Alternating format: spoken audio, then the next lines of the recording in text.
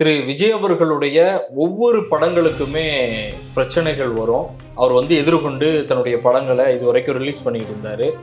ஆனால் இன்னைக்கு அது கோர்ட் வரைக்கும் போய் ஜனநாயகன் படம் ரிலீஸ் பண்ணக்கூடிய அளவிற்கு ஒரு பிரச்சனையை இன்னைக்கு சந்திச்சிட்டு இருக்கிறாரு. இதுக்கு பின்னணியில என்ன இருக்கு சார்? ஏனால் அங்கே மத ரீதியாக சில காட்சிகள் அமைக்கப்பட்டிருக்கின்ற ஒரு புகாரின் அடிப்படையில்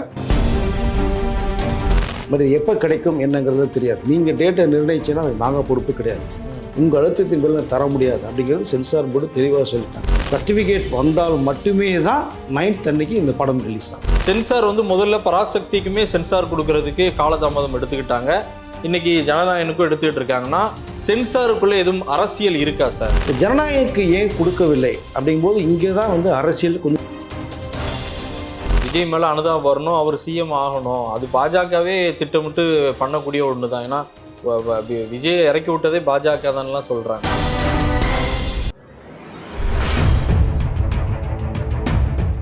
மாற்றுக்குரல் நேயர்கள் அனைவருக்கும் வணக்கம். இன்று நம்முடைய சிறப்பு விருந்தினர் மூத்த பத்திரிகையாளர் திரு வெங்கடேஷ் அவர்கள். வணக்கம் சார். வணக்கம் சார். சார், திரு விஜய் அவர்களுடைய ஒவ்வொரு படங்களுக்குமே பிரச்சனைகள் வரும்.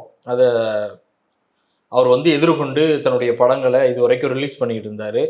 ஆனால் இன்னைக்கு அது கோர்ட் வரைக்கும் போய் ஜனநாயகன் படம் ரிலீஸ் பண்ணக்கூடிய அளவிற்கு ஒரு பிரச்சனையை இன்னைக்கு சந்திச்சிட்டு இருக்கிறாரு. இதற்கு பின்னாடி சில பேர் சொல்றாங்க அரசியல் அப்படின்னு சொல்றாங்க. சில பேர் இல்லை இது சென்சாருடைய சில மேட்டரெல்லாம் குறிச்சு கொடுத்துருக்குறாங்க, அது மும்பைக்கு இப்போ போயிருக்கு, அதுக்கு பிறகு இது வந்துடும் அப்படிங்கிற மாதிரியும் சொல்றாங்க. இதுக்கு பின்னணியில என்ன இருக்கு சார்? அதான் லாஸ்ட் டிசம்பர் 19th அன்னைக்கு சென்சாருக்கு அப்ளை பண்ணிட்டாங்க. ஜனநாயகன் படக்குழு பார்த்துட்டாங்க. ஒரு 5 பேர் கொண்ட ஒரு குழு பார்த்ததாக ஒரு தகவல். அவர்கள் அப்போவே எது மீட் பண்ணணும், என்ன கட்ஸ் தேவை அப்படிங்கிற நோட்ஸ் எடுத்து டக்குனு படம் பார்த்துட்டு வெளில வரும்போதே கொடுத்துருவாங்க. அதற்கு பிறகு இவங்க எல்லா கட்ஸு மியூட் பண்ணுற விஷயங்கள்லாம் அவங்களும் சப்மிட் பண்ணிட்டாங்க. சென்சார் என்ன கேட்டதோ அதை கொடுத்துட்டாங்க, இவங்களும் கொடுத்துட்டாங்க. கிட்டத்தட்ட 24th or 25th யூஎஸ் சர்டிஃபிகேட்டுங்கிற மாதிரி ஒரு தகவல் கொடுக்கப்பட வேண்டிய தருணத்தில் அது சர்டிஃபிகேட் கேட்க வரல. இவர்கள் ஜனவரி 9 ரிலீஸுங்கிறத அனௌன்ஸ்மெண்ட் எப்போ பண்ணிட்டாங்க. ஸோ இப்போ இந்த டைம் நெருங்க இப்போ அப்போன்னு பார்த்துட்டு இருந்தவங்க லாஸ்ட் 2 டேஸாக வரலைங்கும் போது தான் ஒரு சென்சார் படத்தில் ரிவைசிங் கமிட்டி அமைச்சிருக்கோம். ஏனால் அங்கே மத ரீதியாக சில காட்சிகள் அமைக்கப்பட்டிருக்கின்ற ஒரு புகாரின் அடிப்படையில் நாங்கள் சென்சாரே ரிவைசிங் கமிட்டி அமைச்சிருக்காங்க. எப்பவுமே ஒரு படம் பார்த்துட்டு ஒரு ஏ சர்டிஃபிகேட்டோ கட்ஸோ நிறைய கொடுத்தாங்கன்னா படக்குழு தான் ரிவைசிங் கமிட்டி போகும். ஆனால் இங்கே இதில் எனக்கு தெரிஞ்ச வரைக்கும் புது உணவு இருக்குது. சென்சாரே ரிவைசிங் கமிட்டி அமைச்சிருக்காங்க. ஸோ அப்போ அங்கேருந்து தகவல் வரணும். வந்ததுக்கு பிறகு தான் நாங்கள் சர்டிஃபிகேட்டை உங்கள்கிட்ட கொடுக்க முடியும் அப்படிங்கிறது சென்சார் போர்டுடைய முடிவு. பட் எப்போ கிடைக்கும் என்னங்கிறது தெரியாது. நீங்கள் டேட்டை நிர்ணயிச்சேன்னா அதுக்கு நாங்கள் பொறுப்பு கிடையாது. உங்கள் அழுத்தத்தின் பேரில் தர முடியாது அப்படிங்கிறது சென்சார் போர்டு தெளிவாக சொல்லிட்டாங்க. இதற்கு பிறகுதான் படக்குழு ஒன்றுமே புரியாமல் 9th ரிலீஸ் ஆச்சுன்னு சொல்லிட்டு தான் கோர்ட்டுக்கு போய் ஒரு தீர்வு காட்டுறதுக்கு போயிருக்காங்க. இப்போ கோர்ட்டில் போனதுக்கப்புறம் தான் நீதியரசர் அவர்கள் புகார் கொடுத்தது யார், எந்த அடிப்படையில், அதை நீங்கள் சப்மிட் பண்ணுங்கள் இன்னைக்கு. ஸோ சப்மிட் பண்ணுங்கள், நாங்கள் இன்றைய என்னன்றதை அதை தீவிரமாக விசாரிச்சுட்டு உடனே பண்ணுவோம் அப்படின்னு சொல்லியிருக்காங்க. இது வரைக்கும் தீர்ப்பு இன்னும் வரலை. கோர்ட் என்ன கொடுக்க போகிறாங்கன்னு தெரியல. சர்டிஃபிகேட் வந்தால் மட்டுமே தான் 9th அன்னைக்கு இந்த படம் ரிலீஸ் ஆகும். இப்போ 5 பேர் கொண்ட குழு பார்த்தாங்க அப்படின்னு சொல்றீங்க. இன்னொருவர் இதை எதிர்த்து சென்சாருக்கு ஒரு கம்ப்ளைண்ட் பண்ணியிருக்காருன்னு சொல்றீங்க. இந்த 5 குழுவை தாண்டி வெளியில உள்ளவர் யாராவது பார்க்கறதுக்கு வாய்ப்பு இருக்கா? அது சொல்ற விஷயத்தை நம்ம எடுத்துக்கிட முடியுமா? அதை இல்லை, அதுக்கு வாய்ப்பு இல்லை. ஏன்னா படக்குழுவே அதான் சொல்கிறாங்க. படம் யாருமே பார்க்கல. அந்த ப்ரொடக்ஷன் ஹவுஸ் பார்த்துருக்கு, விஜய் பார்த்துருக்காங்க, சென்சார் போர்டு பார்க்குறாங்க. இதற்கு மீறி யார் பார்த்துருக்காங்கன்னா வெளி நபர்கள் பார்க்கறதுக்கு வாய்ப்பே கிடையாது. இந்த படத்தை டெக்னீஷியனே பார்த்துருக்க முடியாது. So production house director Vijay மட்டும்தான் பார்த்துக்க முடியும். கூட நடித்த நடிகரோட பார்த்துக்க வாய்ப்பு கிடையாது. அப்படி இருக்கும்போது யார் இந்த புகார் கொடுத்தது அப்படிங்கிறது தெரியல. அதுதான் ப்ரொடக்ஷன் ஹவுஸ் என்ன சொல்லியிருக்காங்க, யார் அது அப்படின்னு சொல்லி கோர்ட்டில் கேட்கும்போது தான் கோர்ட்டு இப்போ நீதியரசர் யார் புகார் கொடுத்தது, அந்த புகாரை என்கிட்ட சப்மிட் பண்ணுங்க விவரங்களுடன் சொல்லியிருக்காங்க நேற்று. அதுதான் இன்னைக்கு சென்சார் போர்டு இன்னைக்கு அவங்ககிட்ட சப்மிட் பண்ணி அந்த விவாதங்கள் இப்போ போய்கிட்டு இருக்கும்னு நினைக்கிறேன். பட் பொறுத்திருந்து பார்க்கலாம் என்ன ரிசல்ட் வருகிறது. வெளியால் பார்க்கறதுக்கு வாய்ப்பு கிடையாது. இப்போ தாவேகா தலைவருடைய படம், இன்னொரு பக்கம் பராசக்தி, திமுக தலைவர் ஆரம்பத்தில் சிவாஜி கணேசன் அவர்களுடைய நடிப்பில் திரைக்கதை எழுதி அந்த படத்தினுடைய டைட்டிலோட இன்னைக்கு சிவகார்த்திகேயனுடைய ஒரு படம் வருது. 2 படமே அரசியல் பின்புலம் இருக்கு அப்படின்னு சொல்றாங்க. சென்சார் வந்து முதல்ல பராசக்திக்குமே சென்சார் கொடுக்கறதுக்கு காலதாமதம் எடுத்துக்கிட்டாங்க. இன்னைக்கு ஜனநாயகனுக்கும் எடுத்துக்கிட்டு இருக்காங்கன்னா சென்சாருக்குள்ள எதுவும் அரசியல் இருக்கா சார்? இல்லை, நமக்கு பராசக்தியே பார்த்தீங்கன்னா யூஎஸ் சர்டிஃபிகேட் கொடுத்தாங்க.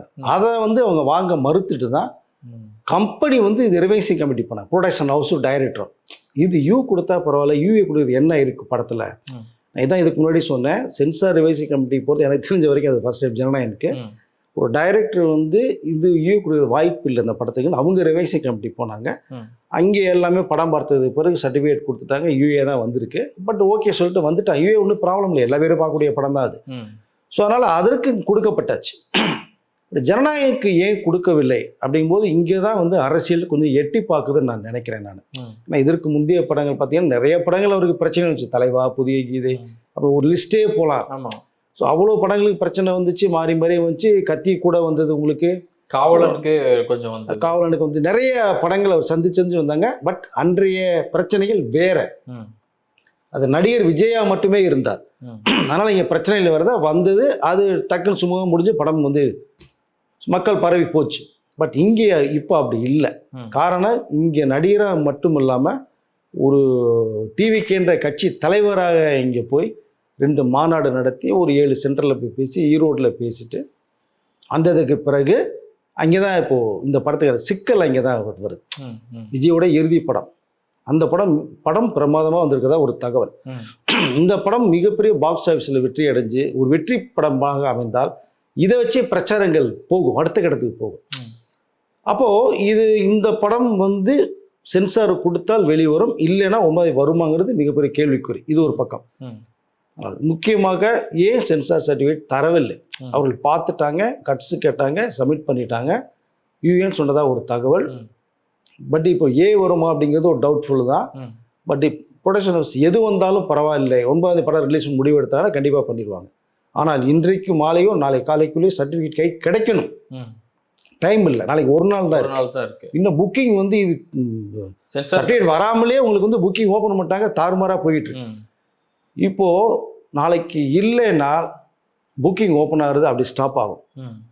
ரிலீஸ் ஆகலை அப்படின்னா மிகப்பெரிய சிக்கல்களை இந்த தயாரிப்பு நிறுவனம் சந்திக்க வேண்டியது வரும்.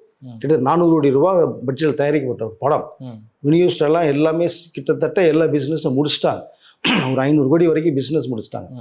வாங்கப்பட்டவர்கள் தான் ஒரே மயக்கத்தில் இருக்காங்க, என்ன பண்ணுறதுன்னு தெரியல. ஏன்னா வட்டிக்கு வாங்கி பண்ணியிருப்பாங்க. அவருடைய நிலைமையெல்லாம் பார்க்கும்போது தான் கேள்விக்குறியாக இப்போ இருக்கீங்க. அதனால் சர்டிஃபிகேட் ஏன் தரப்படலாம்? இங்கே ஒரு அரசியல் கொஞ்சம் உள்ளுக்குள்ளே வந்து இது தலை காட்டி எட்டிப்பாருன்னு தான் நான் நினைக்கிறேன். இப்போ இந்த படம் வரல அப்படின்னா பிரச்சனை வந்து ப்ரொடியூசருக்கு அப்படின்னு சொன்னீங்க. நம்ம கொஞ்சம் வரலாறு நம்ம பார்க்கும்போது திரு எம்ஜிஆர் அவர்கள் திமுகலேருந்து வெளியேற்ற பிறகு உலகம் சுற்றும் வாலிபன் அப்படிங்கக்கூடிய படமும் வந்து இதே போல் பிரச்சனைகளை சந்தித்து வெளியே வந்து பெரிய ஹிட் அடிச்சிச்சு. அதுக்கு பிறகு ஆட்சி மாற்றம் நடந்துச்சு. திரு விஜய் அவர்களுடைய லைஃப்பில் பார்த்தோம்னா காவலன் அன்றைய ஆளும் கட்சி பெரிய நெருக்கடி கொடுத்தாங்க. அடுத்த தேர்தலில் அவர் வந்து அதிமுகவுக்கு சப்போர்ட்டாக இருந்தார். அதிமுக வெற்றி அடைஞ்சது.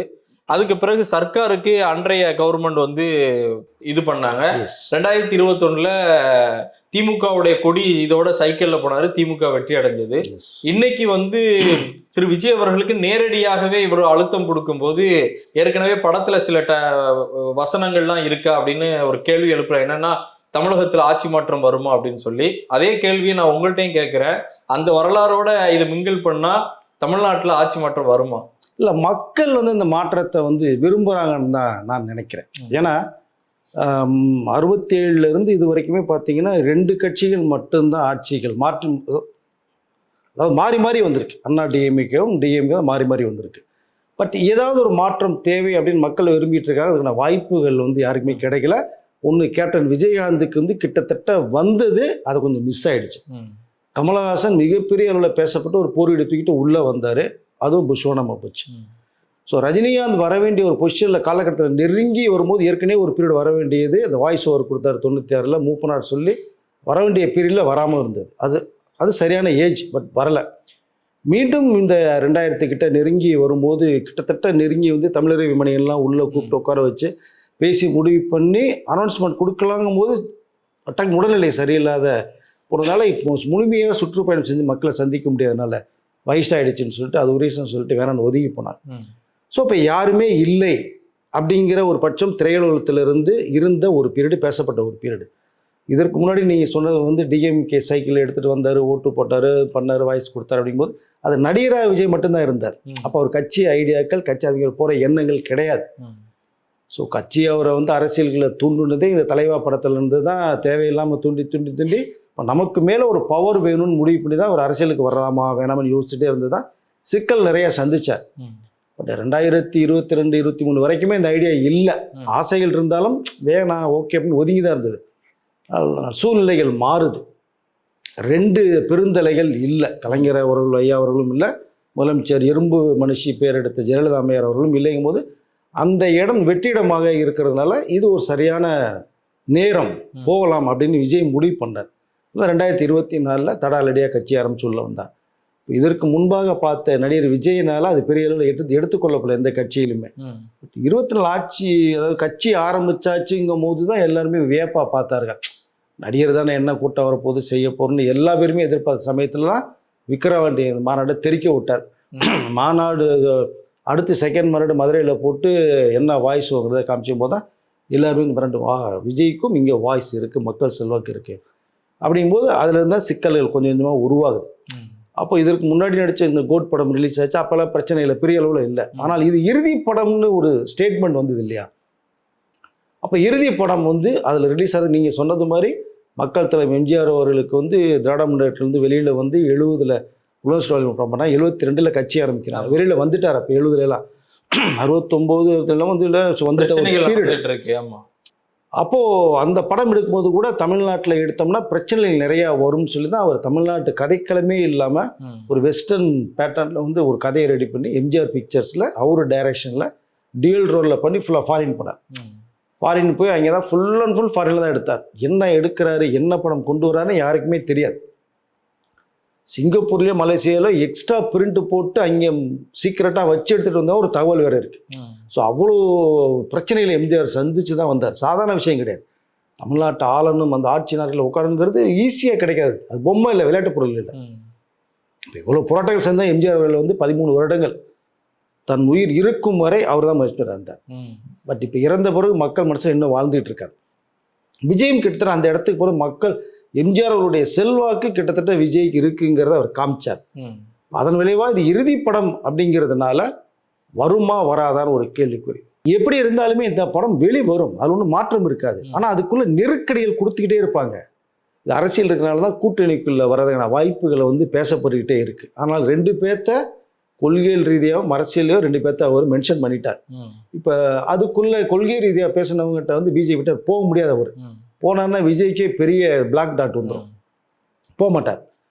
அப்போ யாரோட போகலாம் அப்படிங்கும்போது இப்போ கூட்டணி கிட்டத்தட்ட நெருங்கிட்டு இருக்கு. செங்கோட்டை அவர்கள் வந்தாச்சு, நாஞ்சில் சம்பத் வந்தாச்சு, இப்போ OPS டிடிவி வர்றதுக்கான ஏற்பாடு இந்த மாதத்துக்குள்ளே போகுது. இதற்கிடையில் வந்து ஐயா ராமதாஸ் ஐயா அவர்களும் இப்போ வர்றதா ஒரு தகவல் வருது. எஸ், அவர் ஒரு தகவல் வருது. அவருக்கு பின்னாடி நிறைய பேர் கூப்பிட்டு வருவார்.